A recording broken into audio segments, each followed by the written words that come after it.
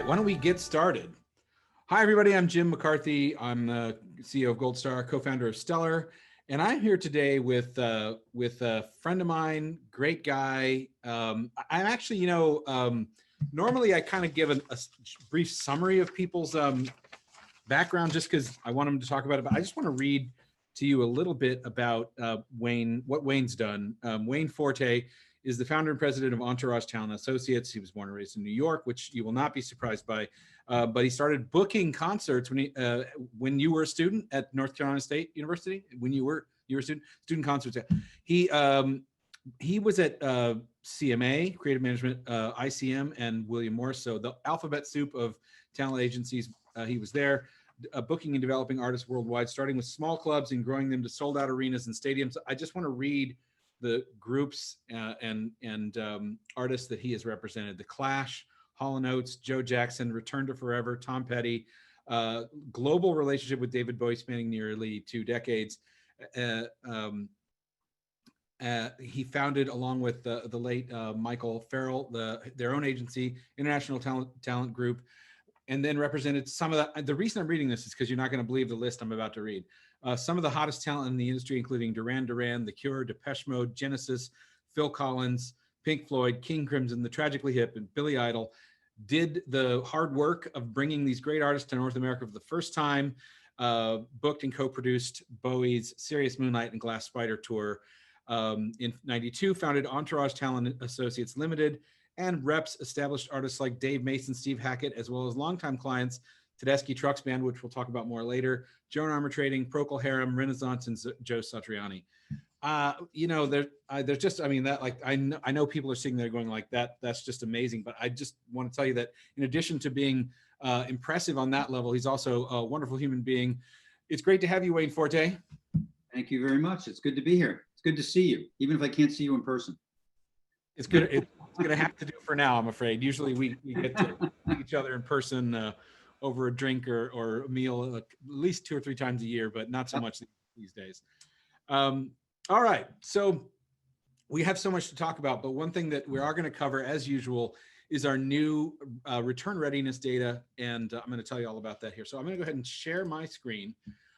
This is the consumer sentiment data that was from mid-October of this year. We have been doing the Gold Star Consumer Sentiment Survey Project since May to keep our finger on the pulse of the event going public, and in particular, people who go out a lot, and then to share this information with Gold Star event partners and really the whole industry, anybody who's interested in finding out what people at large are thinking about their willingness to go out to in-person live events.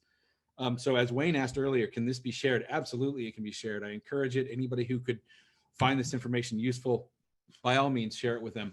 We've been doing this survey twice a month since mid-May. We gather respondents from every age group and from 17 major metros and beyond that, so that we have good data in every category. We get we get people who are frequent event goers. 68% of this survey is respondents, so they go to live events normally once or twice a month. And so it's people who go out, and we got more than 2,400 respondents in this survey. So it's a nice sample. So just for those of you, some of you have heard me say that a bunch of times now, but for those of you who might be listening for the first time, we've been doing this since May because we wanted to know how people were thinking about going out. We came up with this idea of a return readiness score. And this score is based on the question that we ask in a survey that says, how willing are you to go out to an event of your choice, right? If they were being produced in your area and legal and all that kind of stuff. And we give them a choice, and we actually a little slider bar that you can go from 0, meaning no way in hell, to 100, meaning absolutely, I'd do it in a heartbeat. And then what we give you here is the return readiness score is the average of all those answers, and the average for this survey is 42, which has not moved at all. Still south of 50. I kind of look like I feel like the point where this number actually goes to 50 and above, maybe some kind of turning point. So this is still kind of more no than yes. Wayne, what do you think about this? Does this number surprise you to the upside, to the downside? Not at all. I actually wasn't really surprised when I saw it. I think we've been talking among ourselves, the organization that I'm involved with a host of agents and managers, have been discussing things like this. When we're ready, when we're open, will people be ready to go back? Yeah. So come back. So you're talking about you mentioned the organization. Are you talking about the National Independent Talent Organization, NITO? Yes, Okay. correct. So, and NITO, just to give a quick background on that, is with founding members. There were 42 agencies. We happened to be, when COVID hit, Frank Riley from High Road Talent reached out to, agents that he knew fairly well, were friendly with, people that were, that he thought he could have, good and intelligent conversations with. And we started having weekly calls for a couple of weeks. Everybody just updating each other on what they knew. And after maybe the third call, we thought to ourselves, well, why don't we form an organization? This thing's probably going to go longer than we think.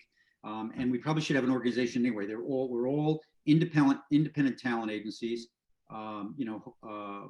majority owned, if not wholly owned, by the operators. And we then expanded it out soon thereafter to bring in managers as well. We're now somewhere around 250 members that are paying members, that are talent agents and managers, again, independent managers. And we further expanded it out after that point. We have associate members, and the total is over 1,000 now. And that's basically everybody else other than venues and promoters. They're, artists, tour managers, publicists, roadies, bus drivers, whomever's in the live music space. In Right. any event, so we've been talking about these kinds of things. I wasn't totally surprised. I think if and when, things do open up, and then some of them are starting to open, but when they're open to full capacity or near full, the real question is going to be, do people want to come back? Right. Do they feel safe? So 42 is the average. This is actually, I think, a better, and in some ways, it's a better way of looking at it, which is, that number is an average of a bunch of people's answers. But the reality is we still have this kind of bimodal situation where we got a bunch of people way down in the no's and a good number of people over on the yes side. Yeah. The dominant, one day the dominant category is not going to be the no way crowd, but that's still very much the case today, as you can see here. And then the second highest tower is always the hell yes crowd. So and that doesn't surprise me anymore because I've been looking at the data, but this is, I think, the first time you've seen it. Does that surprise you, Wayne?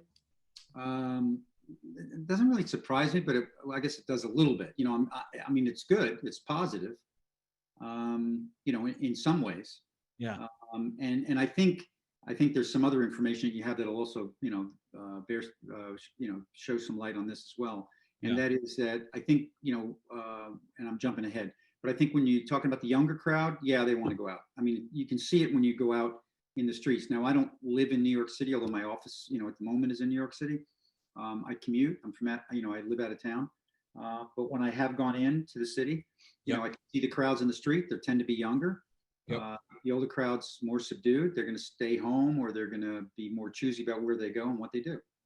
Well, actually, it's mild spoiler, but yeah, we actually have for the first time some data that is showing real separation by age. So we'll get to that in just a few minutes. Yeah. Well, let's look at this. So this is the trend. That's not much of a trend, is it? It's kind of just exactly the same. And literally since the beginning of September, this number has really not moved. This overall number has really just not moved. It came out of the gutter in May to get to the sort of same point we're at now, fell in a ditch for a little while and came back to this exact point. So really in the entire time of this, there's been no meaningful shift here. So I think when we start to see that number go up, it's going to mean something because we haven't seen it so far and it's been 8 months. We break this down by metro and you do get some variation. And actually this variation is widening between the more return ready markets and the less return ready markets. And of course, we're talking about consumers as opposed to the reality of the virus or the laws or anything like that. We're just talking about consumer attitudes. But you can see Dallas and Houston, these numbers are high-ish. Las Vegas, 56. I got to say, though that is true, that number is high, it's also true that I was actually just driving through Vegas recently, and the protections and rules and things are very tight there, in some ways tighter than in other places. Phoenix and Sacramento, 52. And then you get to you get to sort of the clusters of the large coastal cities, New York and LA, similar at 46 and 45, San Diego 43. Everybody who's not in one of these major metros also at 43. And now we're into the markets where there's less return readiness. 42 in Philly, 40 in Boston, 39 in San Jose, 38 in Chicago, 37 in the Bay Area, which actually I think is a little bit of a jump up. Atlanta, which has returned to a very low number, surprisingly. Seattle, Washington, which has been very near the bottom, and finally Miami. So there's a big difference between 61 in Dallas and 30 in Miami. Yeah, yeah. I was a little surprised with Atlanta and Miami, honestly, but because I thought they would be higher. Well, I think the data, if I remember correctly, the data in Miami is a little age skewed, right? So since age plays a big role in this, I think Miami probably looks different because the age there is probably skewed a little older. But I think part of the message here is that as things change, and maybe eventually they will turn up eventually, it might not happen evenly at all, right? It might happen very unevenly by market. Right. Well, that's part of what's happening anyway now. Things are definitely I shouldn't say definitely, they're going to probably, when they do start opening, and they have started to a certain degree, they're going to open up, in different levels in different places. So this is one of the problems with actually, thinking about touring is it going to be open equally everywhere?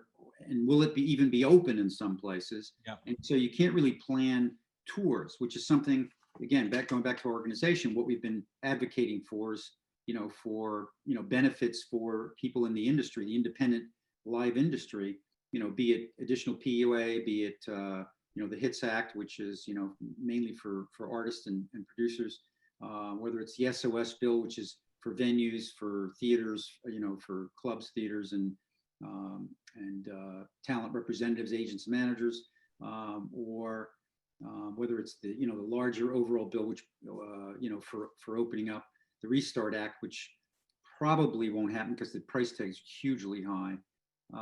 One of the issues is during all of that is we need this because it's going to be a long road. Even if things start to open up in March, how much are they going to be open? Like, are they going to be open enough that you can tour across the country, or is it still going to be that you can only go regionally or market by market? In which case, you can't plan tours. You can't put, bands in buses and crews in buses and equipment in trucks and start sending an entourage out on the road. It's just not going to work.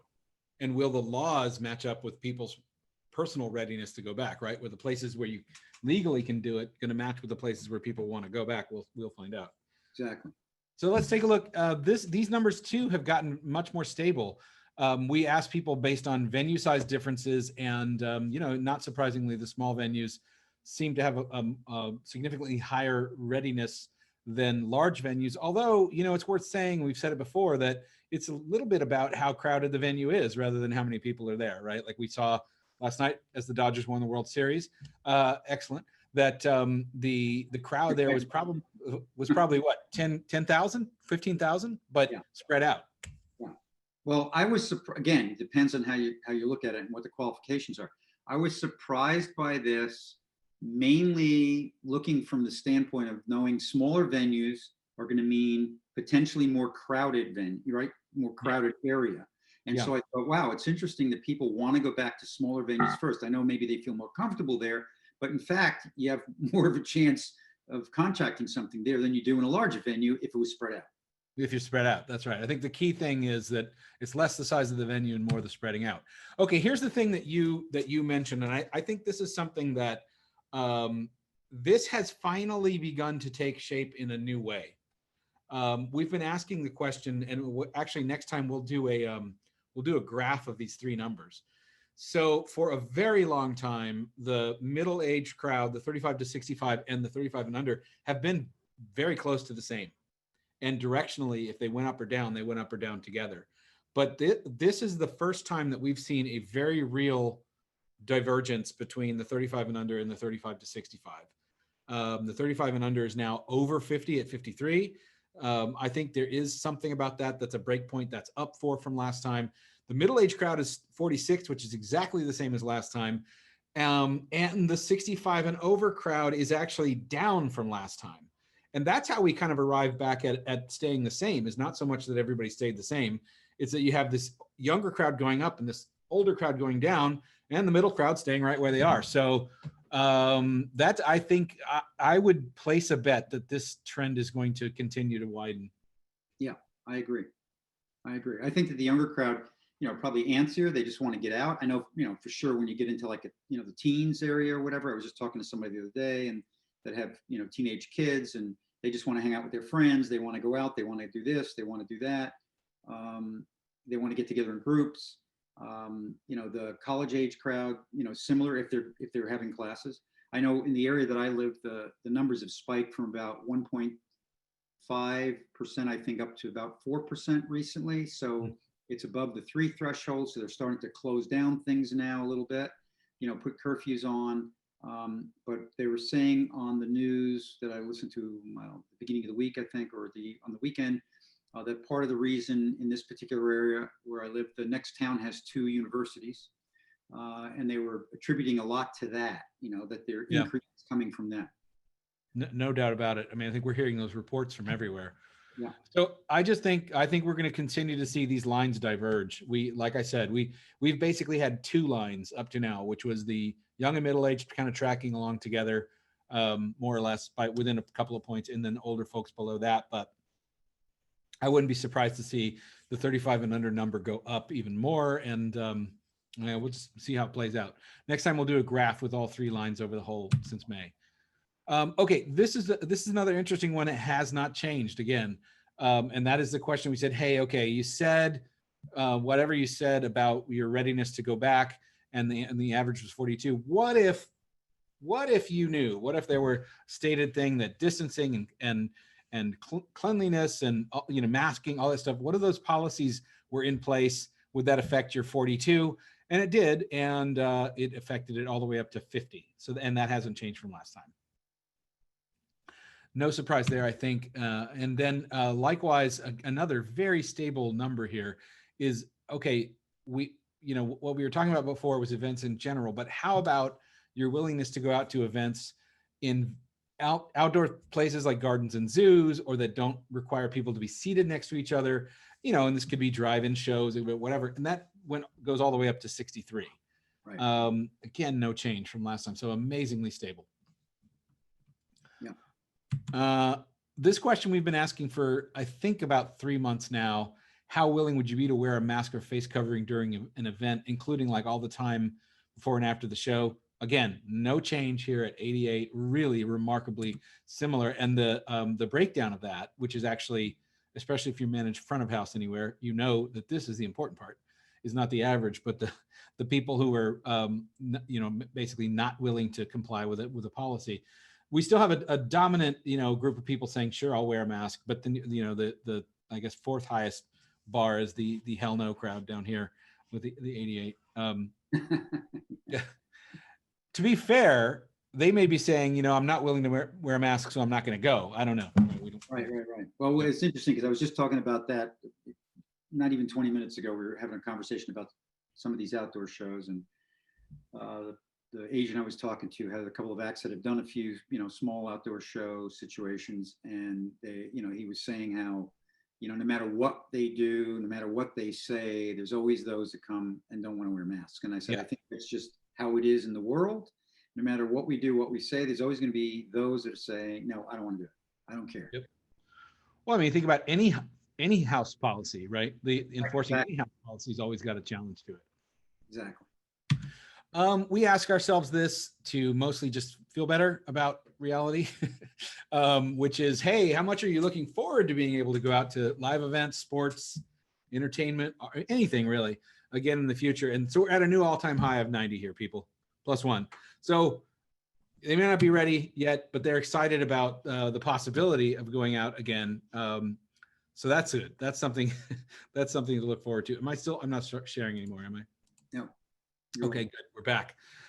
So there we go. That's our data. We'll be back in a couple of weeks with the next set of data. But boy, that in some ways that was really, really stable. Those numbers kind of stayed exactly where they were.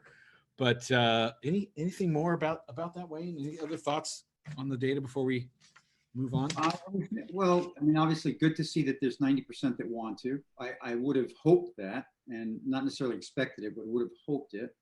And I brought that up again on the conversation I was having not 20 minutes ago. The fact that, 90% of the people want to come back, are looking forward to coming back, but they're not so ready to do it so quickly, right? Yeah. And that's an important thing for us from our side, for you as well, I imagine, but certainly from our side as agents, managers, and artists, to know that and to be able to plan moving forward, which is part of the conversation I was having with the other agents that I was having a conversation with. Yeah. It's, had a plan for that because, and there are some acts that don't want to do anything, no matter what, because they don't think it's safe at the moment. So there's that too. There's something, you took your survey from probably ticket buyers, I would assume. Yeah. Right. So the survey from the artist side would be interesting because there are those that are, yeah, sure. And again, scales, it seems to be more on the younger side. Yeah, we'll go, no problem. Let's do it. What can we do? And then there's those that are saying, I'm not doing it because it's not safe. And there's crew guys that are saying the same thing. And those guys really need to work because, that's all they do, right? They don't make money doing anything else. But some of them think it's really unsafe to be maybe with their co-crew people and the bands they've been with for a long time. But one of the guys brought up to me when I said to him, well, what if we make sure that, everything's, you quarantine for the time before you go out and everything's together and you're out there. And he said, yeah, but what about the local people? We don't know about that. Sure. Like the guys helping to set up, the guys, with the food and, whatever. And I said, yep, you got a point. Can't control that. You got to have people there. Yeah. No, you're right. I mean, the NBA obviously went to an extreme of controlling it, but that's not feasible certainly not for tours, right? I mean, even baseball. Did you see the game last night, Wayne? No, I didn't actually see it. Dodgers won the World Series, by the way. I heard that. No, first on the news, I heard. No, but what interesting thing. So baseball's been doing this semi-bubble, right? 22 years was it, or how many years? It's been a few years. Yeah, it's been 32 years. Since 88, right? That's right. Kirk Gibson. But that's over now. Oh, plus the one that Houston stole in 2017, obviously. Right. Anyway, the reason I mention it is asterisk one, right? That's right. The Houston Asterisks. There's got to be somebody from Houston on that's like fuming right now, but it's just reality. Sorry. The reason I mention it is that baseball was doing this semi bubble where they had 3 tiers of personnel, and then they strictly limited the number of people who can organize, who could be in contact with people in the different tiers. But last night in the 7th or 8th inning, one of the Dodgers players just mysteriously disappeared from the lineup. Yeah. Somebody came out and pinch hit for him, and they were like, "Where's Justin Turner?" And so a positive COVID test popped up late in the 6th game of the World Series, and he was removed from the premises. Right. We'll talk about Corey Taylor's comment about where the Dodgers were born in a minute. But anyway, the protocol kicked in, and he was actually removed, from the game, and I thought that was interesting. So to your point about they can't control everything, that clearly they can't. But yeah, actually, it's really interesting. So if you're watching right now, let's do a little mini survey, because everybody who's on this is probably is managing either an artist or a venue or something like that. They're making decisions about doing events or not doing events. I would love to know, and so go to the chat and set your button to all panelists and attendees so that everyone can see your number. Just real fast, on a scale from 0 to 100, right? How willing are you right now to even just to go out? Let's do that, to go to a live event. Like what? You just like real quick type your number in. Like 0 means no way, 100 means totally, whatever, wherever you are. Let's see, we got 5, we got a 30, we got a 20. Miriam says indoors or outdoors. Let's go with indoors right now. 20, 0, 90, 0, 20, 40, 20, 55, 25, 5, 0, 75, 5, depends on city and venue, of course, 60, 0, 0, 60, 70, 40, 0, minus 12. That's, I don't know what that even means. 0 indoors, 15.6. That's very specific, Roger. Appreciate that. That's the most precise answer we've ever gotten, I think, on that. But so 100 with an N95 mask, that's Jen. Actually, you're right, Jen. You're kind of, I'm a hazmat suit. Maybe just go all the way.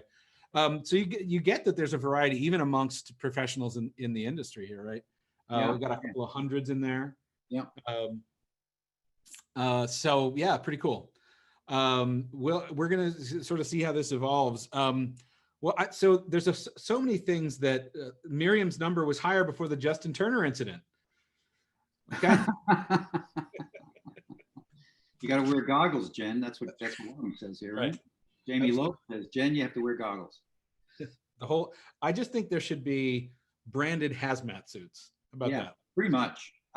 When this thing started, the wife of one of my clients was flying to Hawaii, I think it was, and she was paranoid about doing it. She kept postponing the flight. In the end, I convinced her that she should go, but she should get one of those suits and wear, goggles and do the whole deal, right? Whole thing. And basically, she did. And that's how she got to where she was going and felt comfortable about it. Not totally comfortable, but felt more comfortable. Right. Flying now, supposedly, I haven't done it, but I'm told that it's much safer than being anywhere else. But what about the getting on and the getting off the plane? Like getting off the plane, are people socially distanced? Is everyone 6 foot behind each other? Like they don't get out of their seats? You know how it is when you get off a plane, everybody's on top of each other. They can't wait to get out. So those are the things that make me nervous. The airports might be empty, but you actually got to fly in a plane. Yeah, Duke is saying the planes are packed. I've heard the same thing. Some airlines are killing the middle seats and some aren't. Yeah, makes a difference. I think Delta is the only one now that's not selling the middle seat, right? Everyone else is, as far as I know. Yeah. And they're packed because they've canceled a lot of flights. Yeah. So they are packed, but people are going somewhere. I was talking to an insurance guy I do business with today, and he said he's going to, he and his wife are going to the Virgin Islands. So people are going places. They're going places for sure. I'm like you. I haven't flown. I just haven't. I drove. I don't know if I told you this. I drove 5,000 miles. Yeah, you did tell me. I thought that was, yeah, I got you. Yeah, but even still, it was one of these things where you had to be careful. So let's talk about Tedeschi and what they're doing with online events, because I think one of the things we wanted to cover today is what are the opportunities in that space for bands in particular. But I know we have a broad group of people that will probably want to just kind of generalize that idea of like what they're doing. So I should just say to everybody, the Tedeschi Trucks Band show is available for sale on Stellar. I watched it last Thursday. It was a lot of fun. Coming up again this Thursday. So we can put that link in there and everybody should see the show. It's a lot of fun. So talk about what your thought process was on that, what's happening there, and what people might be able to learn from that. Well, we certainly aren't the first people that have been doing it. There's lots of people that have. What we did do, or what the band did do, and the social media and content manager for the artist did, along with the manager, was immediately, on shutting down, they started showing free streaming some of their past recorded shows or shows they had streamed, that they had recordings of. So we did that throughout the spring, just to try to keep, when everyone thought that we'd be back by the summer, basically, just to keep the fan base, interested and up, and give them something to do and feed the fans. They were going to be off in the spring anyway. They had planned to this year, although they usually work through the spring, and we were planning for them to be out in the summer and the fall. They were actually, this year they're going to take more time off than they've ever taken, because they've been this was the 10th year of this band. Derek's been on the road for, God knows, since before I've represented him. I've represented him for 22 years. He was on the road years before I represented him as a young kid. And he was touring in the early days, 250 to 300 dates a year. Wow. So, and then when he, joined the Allman Brothers officially, he was touring between the two bands, his own band and the Allman Brothers. So he was working constantly. So then when this band formed, they worked quite a bit, but not as much because they had 2 kids at home. And, but they still were working, 150 dates a year, 120 dates a year, plus the travel time. So they were on the road 200 days a year easily, between travel out and back and, during the shows and whatever. So they were going to take this time off. So they did these free streams.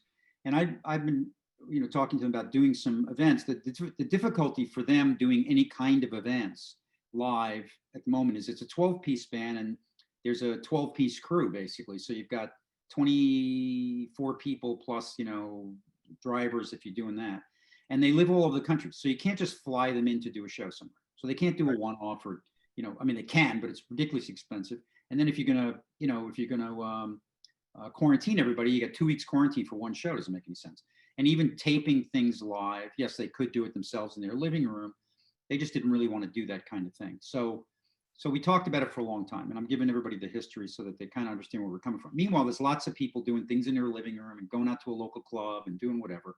And if you've got bands that live in the same town, the same neighborhood, or within a few miles, and they can all drive and do a gig, yeah, they could do that. This band can't, unfortunately, for them and for me. So, and for the fans. So we talked for a long time now. They've been doing this Beacon residency thing. We built that up over the last 9 years. This was going to be the 10th anniversary. We had a lot of things planned for this year. We were actually going to increase it by another day.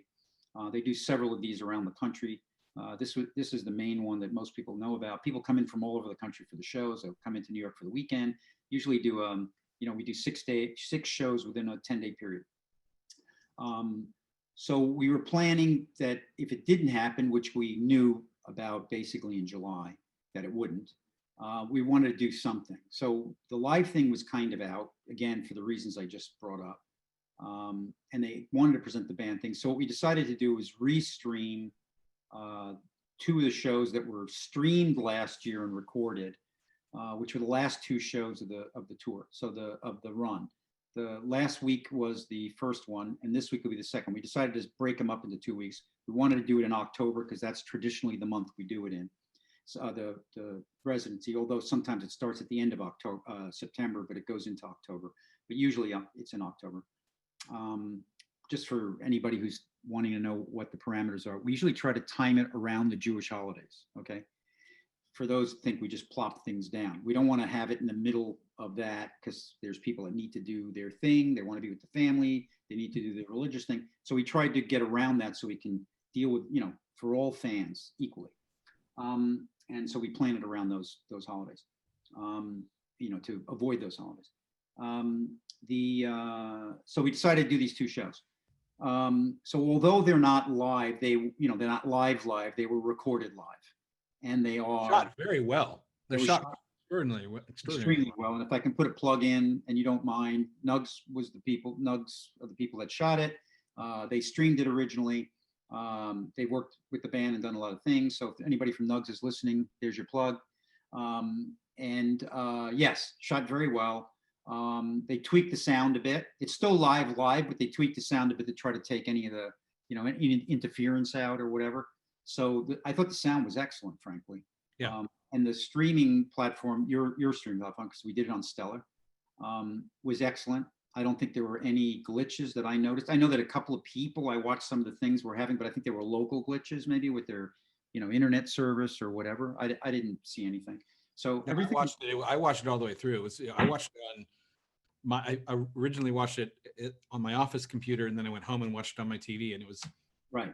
And they're doing it. So one of the things they did is we're doing it live, so you can. Well, I was pushing to have it as a live event, more of a live event, right? So, and with your platform, so you buy your ticket, you come to your show early, right? There's the lobby experience, which on the first one we're hoping to have something a little more on the second one. Although fans come in and they're chatting and talking to each other, which is great to see online. Somebody asked where they can get a beer. I said I don't know. Were you in the chat? I was in the chat. Yeah, I jumped in the chat for a little bit too. I said, maybe in your fridge. I don't know where the beers are. I think the chat. I think I got into the chat about 30 or 40 minutes before the show, and people were just like, it just rolled and rolled. People were just saying like, "What's your favorite song?" Oh, it's great. And people, and again, talking about people that come in from all over the country. There were people that, I'm here from, I'm from North Carolina. I'm from Sacramento. I'm from Michigan. I'm from Colorado. And so I would throw, a couple of things in like, has everybody in the chat been to the Beacon? It was a few people that hadn't, people, I've been to Red Rocks and I've been to the Chicago shows and I've been to the, whatever, because those are also shows people fly in, lots of people fly in. So, and there were a few people that hadn't, but it's on our, it's on my bucket list. The next time it happens, we're going to do it. So we were trying to, that's what we were trying to do. We were trying to, get that vibe going for those fans, because that's the kind of show it is in New York anyway, is people come in from all, I think it's a lot like the people that like to go on a cruise, the fans, right? I have a friend in the business who does, a couple of cruises. Right. And and I've never done them personally, but they do a couple of cruises, and they say, or they do the flyaways, right, where you go to Mexico or wherever it is, and it's like, and they've got their cruise friends or their flyaway friends, so like the people you see, like in summer camp, you see Yeah, them once a yeah, year, and I think the Beacon is a lot of that. The Chicago events, a lot of that. Nashville's another one. We do multiple nights. There are a lot of that. People fly in from out of town. So we wanted to try to, to keep that vibe going. And I'm hoping, or I was hoping when we did it, that it would be successful. It was. And one of the things, and I should get to this point, one of the things we're doing it for is to raise, and it's, this one was charged. The other ones I said were free. So we're charging for very reasonable ticket price. You can buy a package, a bundle of the two. Now you can only do the one, obviously.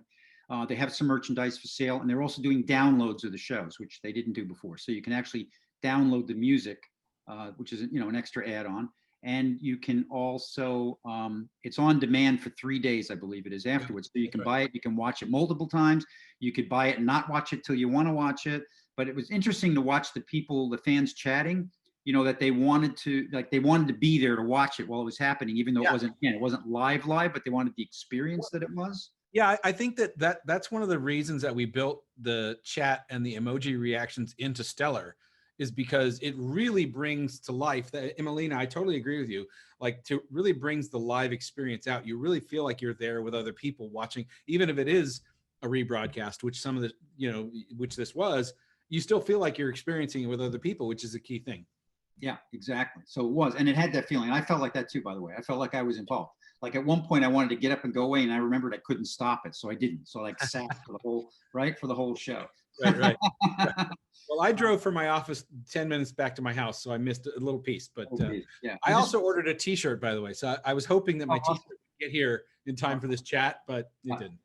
So they, no guarantees on the fulfillment. So that goes through a third party. The thing is, so the reason they did it was all the funds are going to go to the musicians and the band and the crew. Okay, that's where they're going. It's to, keep the machine rolling, so to speak, from their standpoint. That's one of the reasons why they wanted to do it.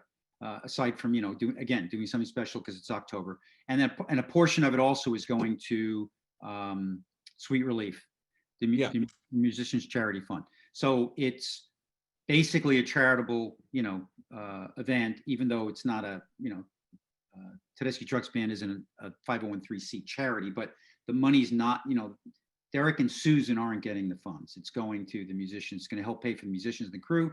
They've still got them on salary. They've been on salary. They want to maintain it as long as they can. It's a family with a lot of bands. It's the same way. They've been touring with them for a long time. They're all family, crew, band, everybody. So, actually, can we dwell? There's one interesting thing, if you don't mind. So what we saw was you'd buy your ticket, and there were a whole bunch of different flavors of what you could buy. As you said, you could buy a package, you could add the downloads, you could add the merch, but you could also just add a donation. Correct. And I'll let you decide how specifically you want to share this, but I would just say that the average price paid, including the donation, was significantly more than just the ticket. People really stepped up on the donation side when they went through that process. It was probably 5 times what the ticket price was, wasn't it? The average? I think it was 2.5 or 3. It really more than doubled the ticket price that people paid. So that was very effective as well. No, the donations were, some of the donations were fantastic. I was reading, some of the reports, and fans definitely stepped up. It's just interesting to see that, it's a $15 ticket, and somebody, I don't want to get too specific, but it was somebody that laid down $1,000. Amazing. It was just, and more than one person, honestly. And in the chat, they were talking about during the show, and hi, Wendy, because Wendy just said hi.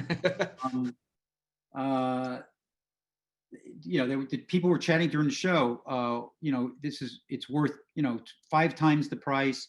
Glad to donate and support. It was just nice to see all that, because that was really what it was all about, Absolutely. I would just want to say, I forgot to mention this earlier, but if you have a question about this, really, if you have a question, put it in the Q&A or just put it in the chat. I'll see it one way or the other. Please do.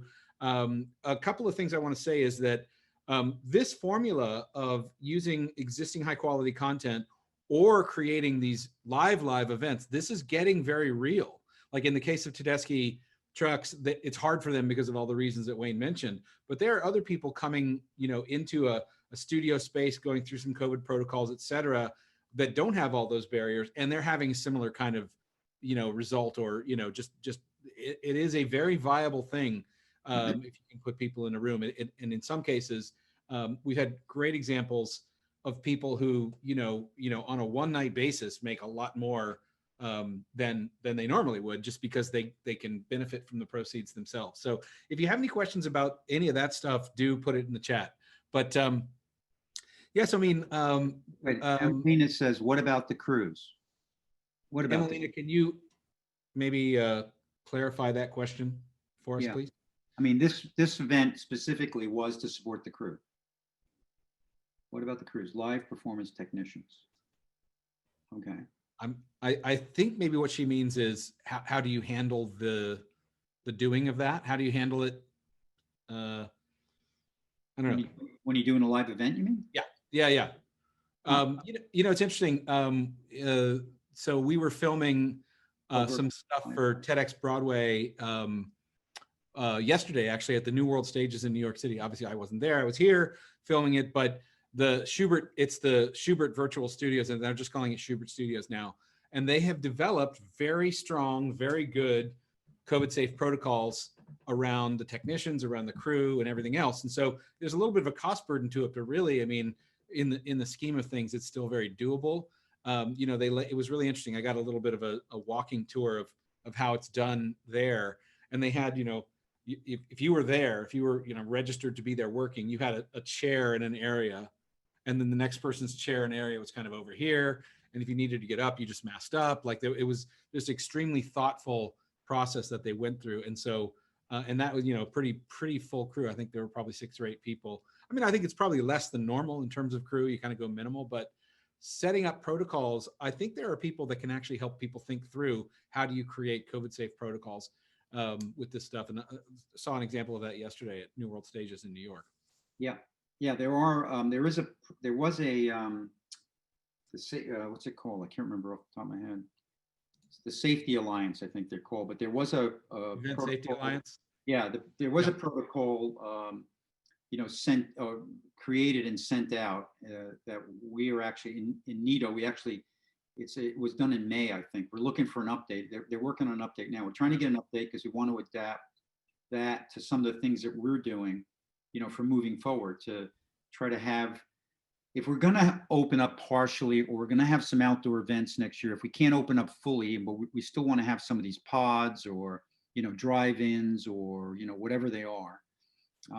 We as an organization are trying to put together some kind of list of protocols for our members and our members' artists, right? Whether they're agents or managers. Specifically the managers were asking for it. We as agents want it as well. We want to know that if we're going to put our artists into any kind of situation, which we talked about earlier, is it going to be safe enough? Are the protocols really in place? It's not enough to say, yeah, we're going to have hand sanitizer and masks available for the fans, no. Right? Like that's not enough. Like, no. What are the other protocols? Like, what's the protocol backstage? We had one answer from a promoter who I don't want to name at the moment, not his fault. Works for an organization. And it was, well, whatever the local government deems. Well, it may be that's not safe enough. Yeah, right. In Georgia, it's one thing, and if you're in New York, it's another. So somebody actually said it on our. We had a NITO agents and managers meeting today by Zoom. Yeah. Our paying members, right? Our membership members. And somebody mentioned it today. It's like, are we going to take on the DeSantis protocol, or are we going to take on the Cuomo protocol? Which one are we taking on? Right.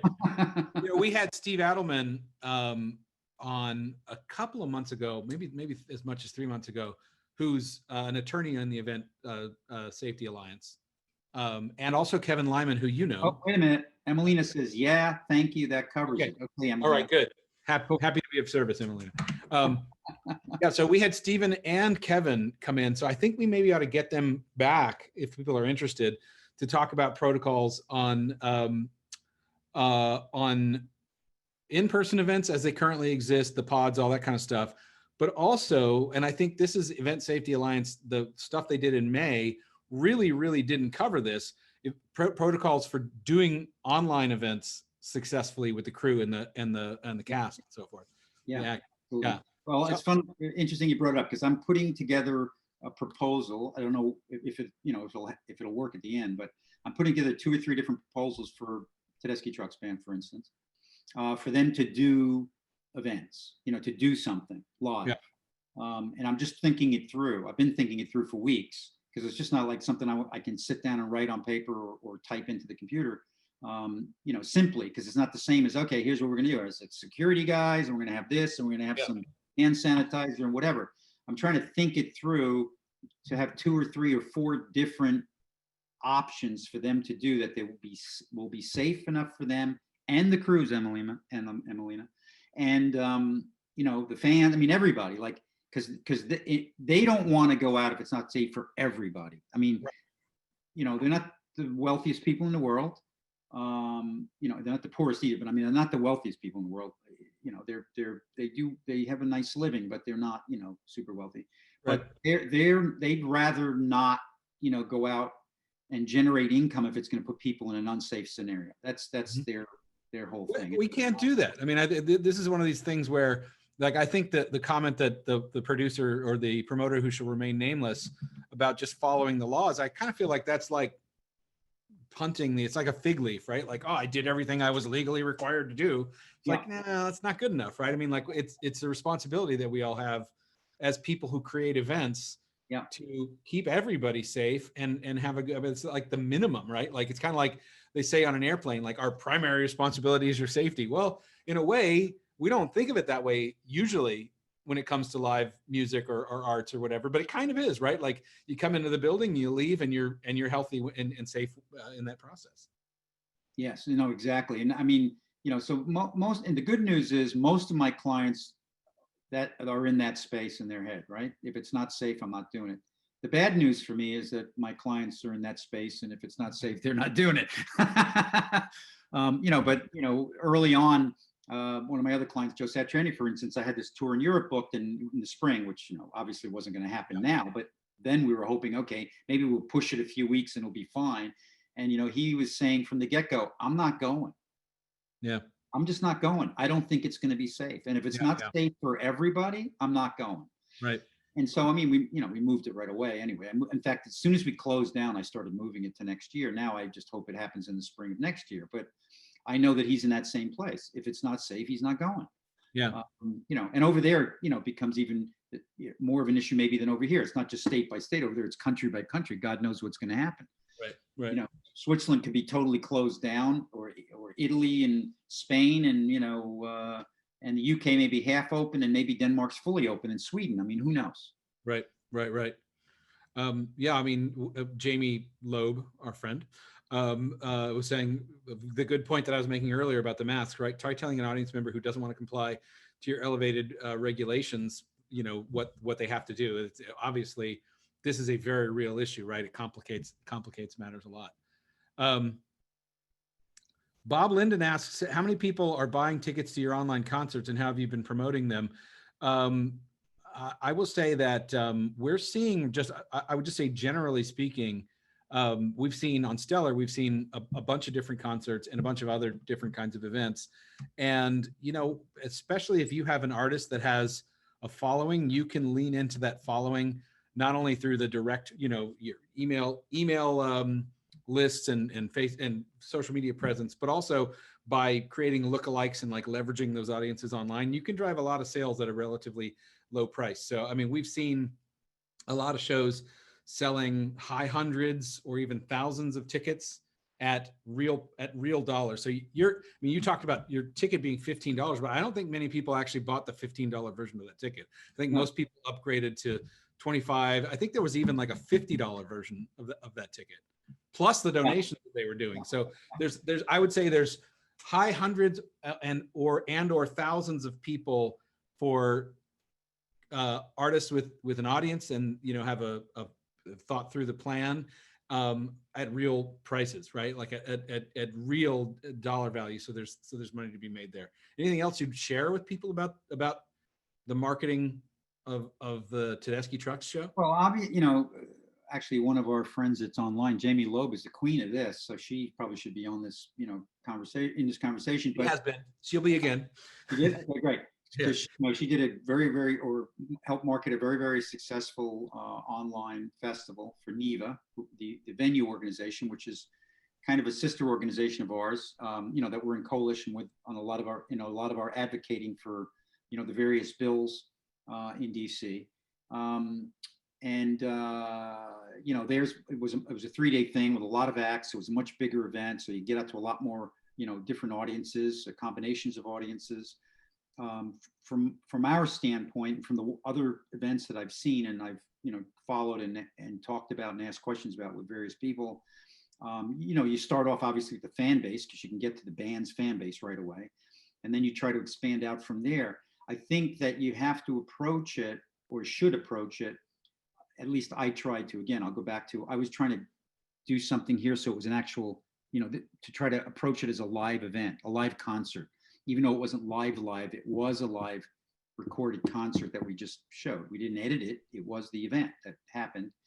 So I wanted to approach it from that standpoint. So we did a lot of things from, marketing from, this general social media for the artist, but, I got to promoters and venues and you guys, Stellar got involved, and there were some third party things, and there was, doing the Facebook stuff and the Instagram and whatever. I mean, all the sort of normal suspects, just putting it all together and bearing in mind that, when you do a regular concert, you just don't, put one ad out or one radio spot and then you sell the tickets. I mean, you got to promote. That's right. So you have to promote it. It's a different world promoting it when it's an online event.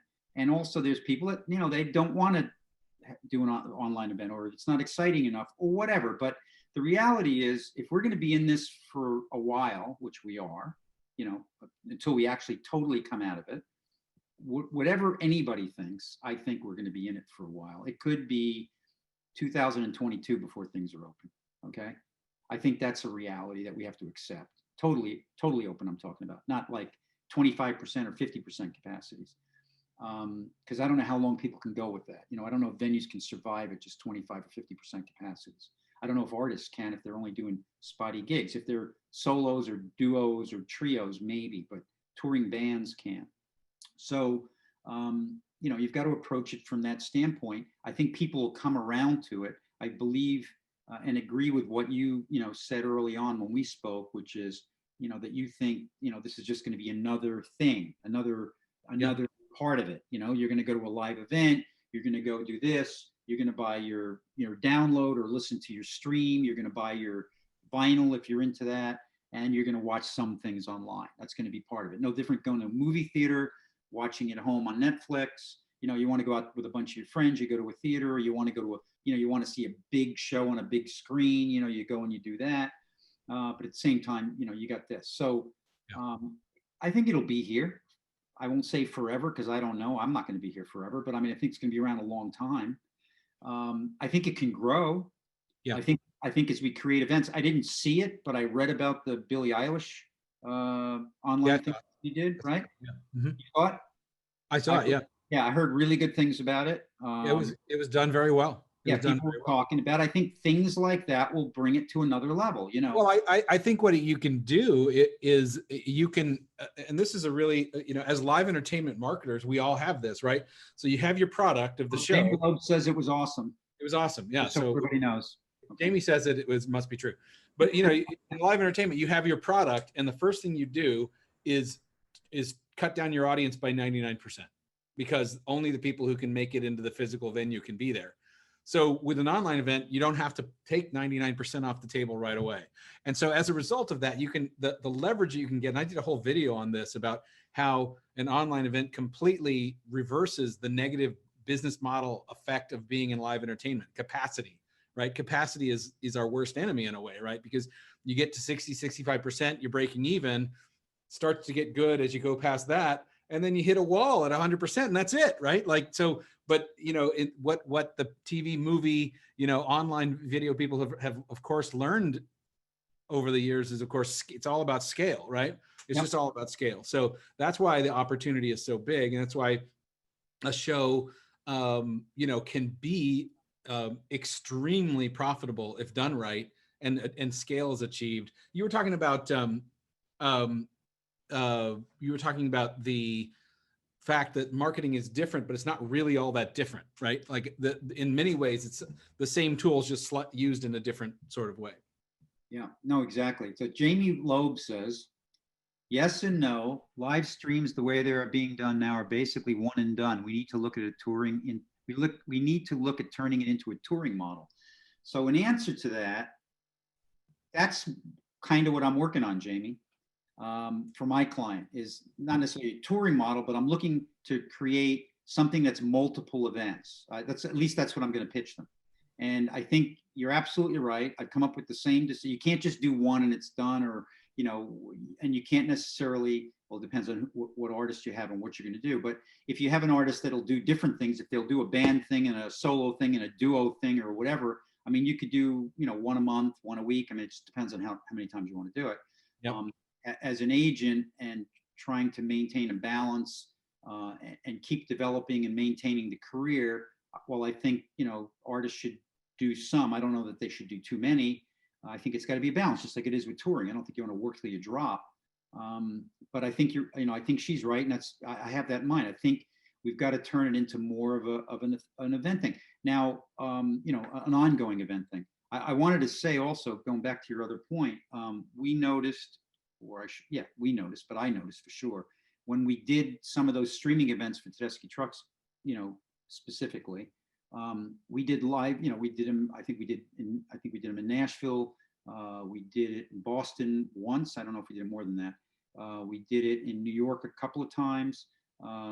We did it in San Francisco. I think we did it in LA as well. We did it at Red Rocks, I believe. Certainly we taped it there. I'm not sure if we streamed it. I noticed it didn't affect ticket sales, if at all, very, very fucking little. I mean, very minor drop off. Not even. I mean, we sold out all the shows in New York, so I know it didn't affect that. So I don't know if it was the people that, like you were saying, that couldn't get in that did it, or if it was people that didn't want to travel into town that night, or they were from out of town and they couldn't afford to fly in, or whatever, or if it people that were buying it that watched it later, again, was a follow, right? Which is another thing. Hey, I saw this great show. Why don't you come over on Saturday? Well, we can all watch it together again. Yeah. Well, Wayne, we got to wrap up. There's so much more to say, and we'll keep going on this topic. It's all about innovation from here. Like, really and truly, we are at the dawn of a model here that is going to continue to evolve, and it's going to be I think it's going to be a remarkable opportunity for everybody in the industry. And when things come back for in person, to me, it's just a layer on top of that actually helps the business model not be terrible, because the business model is hard, right? The live model is hard, and this can be a big contributor to it. So Wayne, I want to thank you for joining us today. I really appreciate it. I always love spending time with you. Right. And thanks to everybody. I know we didn't cover every question, but I do want to keep to the time for everybody. And we will share all the resources that we talked about during this. I want to add one quick thing, which is that if you want to find out more about Stellar and how we can help you get your online events going, just let us know. There's going to be a link as well for that. Click on that or contact us however, and we'll take care of you. Meanwhile, I want to thank everybody for joining. Wayne, thank you. As always, great to get your wisdom. Cool. No problem. My pleasure. All right. Thanks a lot. Thanks, everybody. We'll talk soon. Bye. Take care.